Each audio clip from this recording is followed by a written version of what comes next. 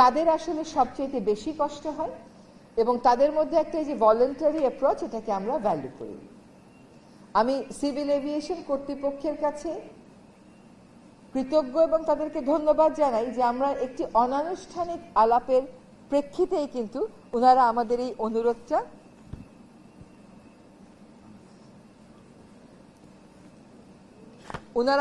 অনুরোধে সাড়া দিয়েছেন এবং আমি জানি যে আমাদের চেয়ারম্যান মহোদয় পূর্ণ সমর্থন দিয়েছেন। একই সাথে ওনার সাথে নিশ্চয়ই আরো অনেকে কাজ করেছে। সকলকে পরিবেশ মন্ত্রণালয়ের পক্ষ থেকে আন্তরিক ধন্যবাদ। রাস্তায় যখন আমাদের স্বেচ্ছাসেবীরা যাবে, যখন তারা আহ্বান করবে, তার সাথে সাথে কিন্তু আইন প্রয়োগের জন্য ম্যাজিস্ট্রেটও আছে।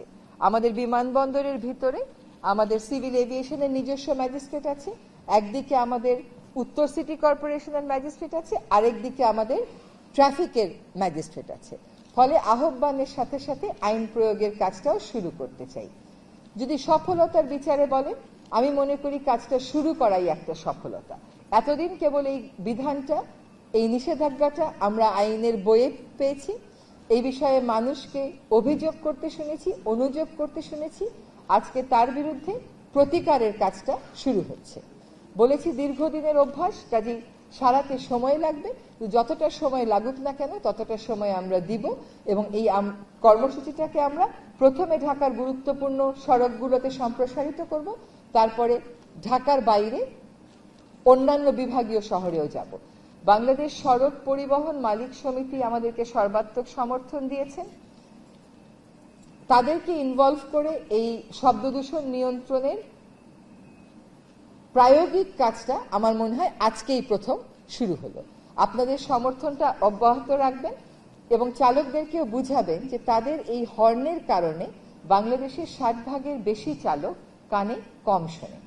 তার মানে এটা একটা জাতিগত শারীরিক ব্যাধি হয়ে যাচ্ছে আমাদের। আপনারা যারা আজকে এখানে আছেন এবং আপনারা যখন যার যার কর্মস্থলে বা বাসায় ফেরত যাবেন এবং আমাদের সংবাদকর্মী ভাই ও বোনেরা যখন তাদের কর্মস্থলে ফেরত যাবে, তাদের কাছে একটা অনুরোধ থাকবে, গাড়িতে উঠে চালককে প্রথমে বলবেন হর্নটা না বাজাতে, গতিটা নিয়ন্ত্রণে রেখে আপনাকে আপনার পরবর্তী গন্তব্যে নিয়ে যেতে।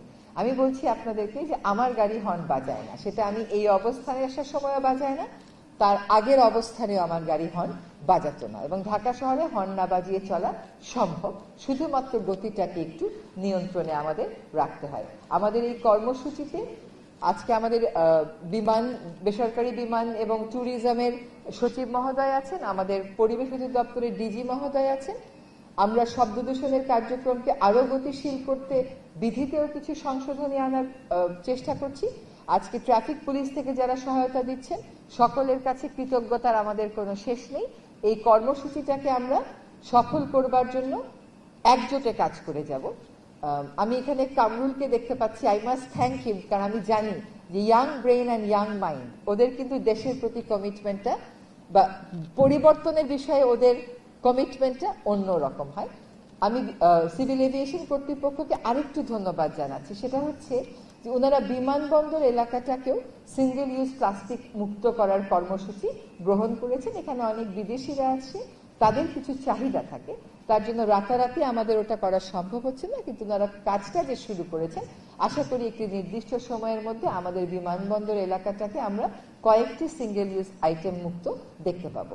আমরা এই কর্মসূচির সর্বাত্মক সাফল্য কামনা করি আমাদের ঢাকার নগরবাসীর জন্য, আমাদের সন্তানদের জন্য, আমাদের দেশের একটি সুস্থ পরিবেশ পাওয়ার জন্য। সকলকে আন্তরিক ধন্যবাদ।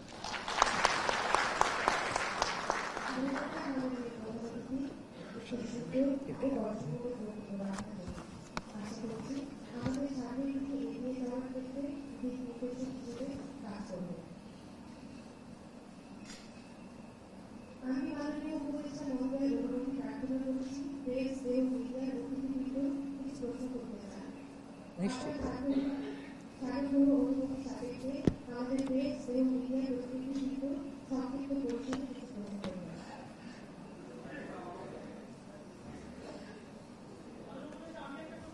নিশ্চয় জি।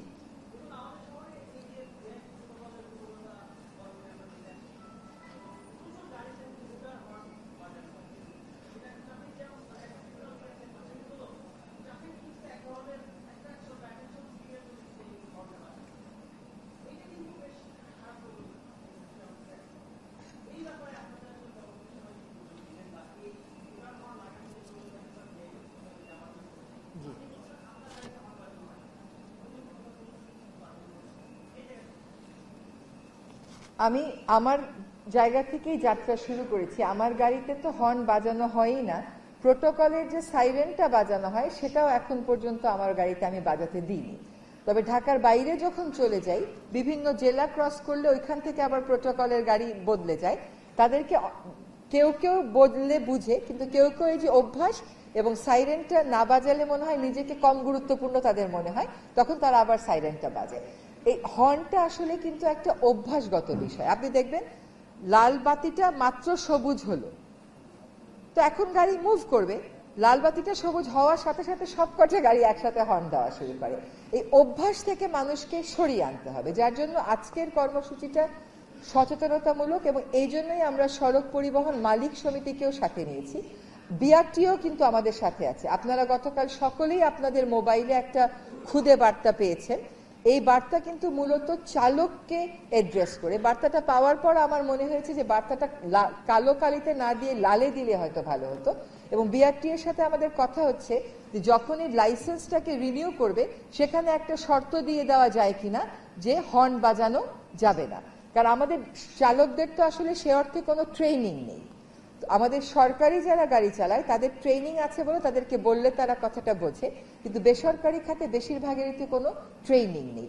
এই ট্রেনিংটাও কিন্তু সড়ক পরিবহন মালিক সমিতি ওনাদের মাধ্যমে আমরা করাবার চেষ্টা করছি। ওনারা বলেছেন যে কয়েকটা ওনারা করেছেন। আমি বারবার বলছি যে কাজটা আজকে শুরু হলো, এবং আপনার গাড়িতেও আপনি বলবেন যাতে এখান থেকে যাওয়ার পথে হর্ন না বাজায় বা আর কখনো হর্নটা না বাজায়।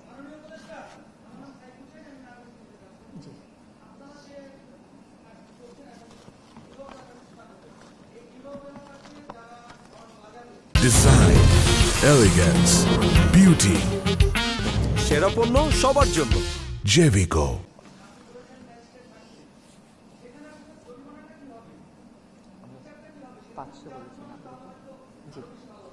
আজকে আমরা বলেছি যে আজ সর্বোচ্চ আমরা 500-র মধ্যে যাব, কারণ হর্ন বাজানোটা যে একটা অপরাধ এটাই তো কোনোদিন তারা শোনেনি। আজকে তারা হয়তো জীবনে প্রথমবার শুনবে যে হর্ন বাজানো একটা অপরাধ। সুতরাং এখন আমরা জরিমানাটা মিনিমামই রেখেছি, আমরা 500-তে রেখেছি।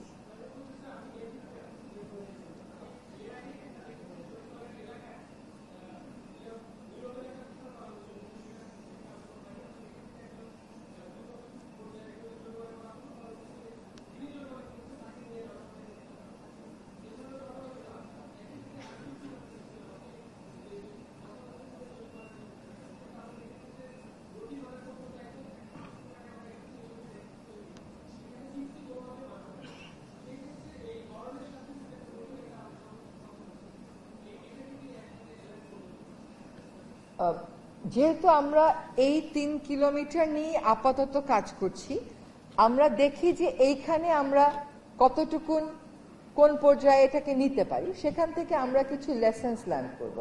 একটা কাজ যে ফুল প্রুফ হবে এটা আমরা চেষ্টা করেছি। আপনি দেখেছেন যে আজকে সবকটা সংস্থার একসাথে সমন্বিত কর্মকাণ্ড, কিন্তু এটা মূলত কাজটা করছেন আমাদের সিভিল এভিয়েশন, বিআরটিএ, পরিবেশ অধিদপ্তর, যারা স্বেচ্ছাসেবীরা আছে, গ্রিন ভয়েস, ক্যাপস এবং অন্যান্য সংস্থারা।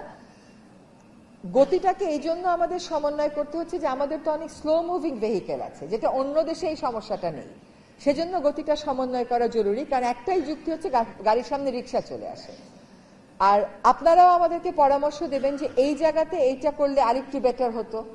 আমরা নিশ্চয়ই সেই কথাগুলো বিবেচনায় রাখবো। আর এর আগের বারের যে অভিযানটা করেছিলেন সেই অভিযানের কথা বললেন, আমার ধারণা, তখন তো আমি আপনাদের সাথেই ছিলাম, আমার ধারণা যে ওটা পারসিস্টেন্সটা ছিল না, যে ক্রমাগত কাজটা করে যাওয়া এটা ছিল না, সেটা আমরা এবার হতে দেব না।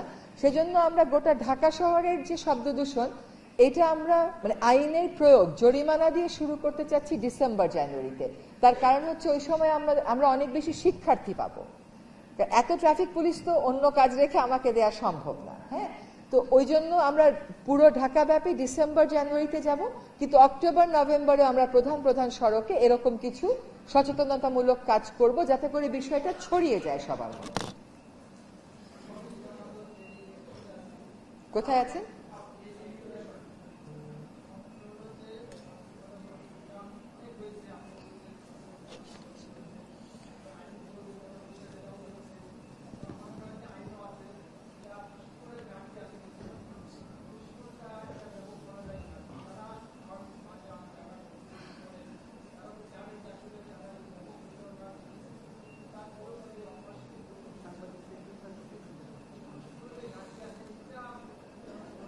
জি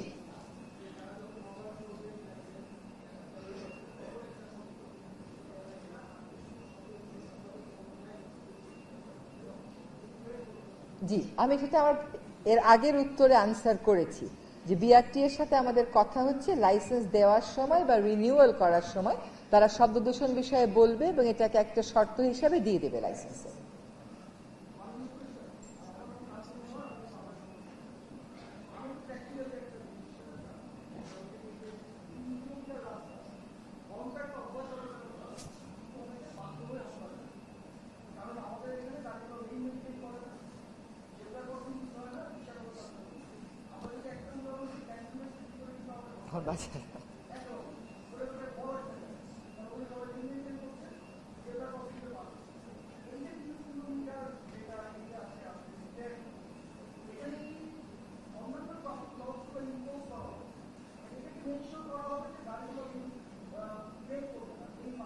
জি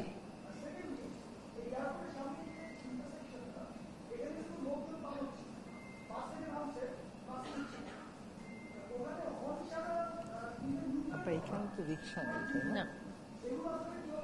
জি এই জন্যই আমরা ম্যাজিস্ট্রেটদেরকে এনেছি এবং ম্যাজিস্ট্রেটদেরকে এই কথাগুলো বলা হয়েছে এবং আমার হয়তো আগেও একটু বলা উচিত ছিল যে এই 3 কিলোমিটার বেছে নেওয়ার একটা কারণ হচ্ছে যে এখানে কোনো স্লো মুভিং ভেহিকেল চলছে না, ফলে যেই যুক্তিটা দেওয়া হয় সবসময় হর্ন বাজানোর জন্য সেটা এখানে প্রযোজ্য হবে না। এটা ফুল প্রুফ হবে কিনা বা কোথাও আমাদের ব্যত্যয় আছে কিনা আজকের দিনটা শেষ হোক সেটা আমরা দেখব, দেখে আবার কালকে পরশু বা এই 7 দিনের মধ্যে আমরা সেটাকে অ্যাড্রেস করার চেষ্টা করব। কিন্তু যেহেতু ম্যাজিস্ট্রেট রাখা হয়েছে কারণটা কিন্তু এইটাই, এবং বেসামরিক বিমান কর্তৃপক্ষের সাথে যখন সিভিল এভিয়েশনের সাথে যখন বসা হয়েছে সিভিল এভিয়েশনকে এই জন্যই মানে ওনাদের পার্টনারশিপটা এই জন্যই আমাদের জরুরি যে এই কথাগুলো ওনারা বলেছেন।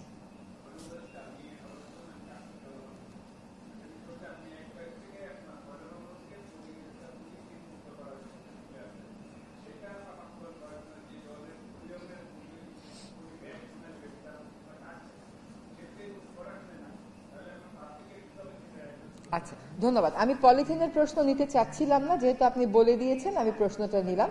পলিথিনটা আমি নিষিদ্ধ করতে চাওয়া না চাওয়ার কিছু না। পলিথিন 2002 সাল থেকে বাংলাদেশে নিষিদ্ধ। 2004 থেকে 2006 এই নিষেধাজ্ঞা প্রয়োগ হয়েছিল মার্কেট মনিটরিং এবং উৎপাদন নিয়ন্ত্রণের মাধ্যমে। আমি যখন এই অবস্থানে আসিনি সারাক্ষণ সবাইকে বলতে শুনেছি পলিথিন ব্যাগটা বন্ধ করবেন কবে, এটা কেন বন্ধ হয় না, কি করা যায়। তো বিকল্প necessity is the mother of invention. আপনি যদি মনে করেন যে পলিথিনের বিকল্প আগে বাজারে আসবে তারপরে আপনি পলিথিন বন্ধ করবেন, ওই কাজ আর কখনো সফল হবে না। কিন্তু বিকল্প না এনে সম্পূর্ণ অপ্রস্তুত অবস্থায় কিন্তু আমরা কাজে যাইনি। আপনি খেয়াল করবেন যে প্রাথমিকভাবে টার্গেট করা হয়েছে শুধুমাত্র সুপার শপগুলোকে। আমরা কিন্তু গোটা দেশে চলে যাইনি যে গোটা দেশে আমাদেরকে বিকল্প দিতে হবে। সুপার শপগুলো তাদের চাহিদা জানিয়েছে, সেই মোতাবেক বাংলাদেশ জুট মিলস অ্যাসোসিয়েশন মেলা করেছে, সেখানে সুপার শপগুলো যে তাদের অর্ডার প্লেস করেছে। একই সাথে পরিবেশ অধিদপ্তর মেলা করেছে, সেখানে সুপার শপগুলো গিয়ে তাদের অর্ডার প্লেস করেছে। এবং আপনি জেনে খুশি হবেন যে গতকাল রাত থেকে সুপার শপগুলো একত্রিত হয়ে একটা ঘোষণা দিয়েছে যে আমরা সরকারের এই সিদ্ধান্তের সাথে একমত, স্বাগত জানাই এবং আমাদের সুপার শপে আমরা কোনো পলিথিন শপিং ব্যাগ বিক্রি দিব না। আপনারা হয় নিজেরা নিয়ে আসবেন যেটা বিদেশে করে, নতুবা আমাদের এখানে বিকল্প থাকবে, আপনারা কিনে নেবেন। এবং আপনাকে আরেকটা কথা আপনাদের সকলের জ্ঞাতার্থে জানাচ্ছি যে সেখানেও সুপার শপদেরকে বলা হয়েছে যে আপনারা 10-15 দিন দে আর প্রিপেয়ার, এটা তাদের থেকে বিজ্ঞাপন এসছে এবং তাদের সম্মতি নিয়ে তারা আমাদেরকে বলেছে 1 অক্টোবর থেকে পারবে, তাই আমরা 1 অক্টোবর থেকে শুরু করেছি। 15 দিন আমরা 15 দিন পরে তাদের সাথে আবার বসবো, যেটা বাস্তবায়নে কোথাও তাদের কোনো সমস্যা হচ্ছে কিনা এবং সে মোতাবেক আবার রিভিউ করা হবে। কিন্তু একটা আইন আছে, আইনটাকে মানতে হবে। এটা 2002 থেকে একটা আইন, বাংলাদেশ প্রথম দেশ ছিল এটা ব্যান করার, বাংলাদেশে এটা কন্টিনিউ করলো না। অথচ আপনি উন্নত বিশ্ব তো বাদ দেন, আপনি উন্নয়নশীল বিশ্বেও যাবেন। সেদিন আমাদের পরিবেশ অধিদপ্তরের একজন চেন্নাই থেকে ফেরত এসে বলল একটা দোকানেও কোনো প্লাস্টিক শপিং ব্যাগ নেই, কোন কোন জায়গায় কম্পোস্টেবল কিছু কিছু ব্যাগ দিয়েছে, কিন্তু সেইগুলো আপনি যদি বাংলাদেশে কম্পোস্টেবল বলেন, সব ব্যাগের উপর কম্পোস্টেবল সিল দিয়ে মার্কেটে চলে আসবে। ওরা কেমন ভাবে নিয়ন্ত্রণ করেছে, ব্যাগের উপর একটা বারকোড দিয়ে দিয়েছে। তো সেই বারকোড গুলো দেয়া, স্ট্যান্ডার্ডাইজ করা, এটার জন্য আমরা বিএসটিআই এর সাথেও বসছি। কাজে অপ্রস্তুত অবস্থায় গোটা বাংলাদেশে কার্যকর করা হচ্ছে না, শুধুমাত্র ঢাকা শহরের সুপার শপগুলোতে বাস্তবায়ন করা হচ্ছে এবং তারা তাদের প্রস্তুতি নিয়েছে বলে গতকাল তারা ঘোষণা দিয়ে জানিয়েছে।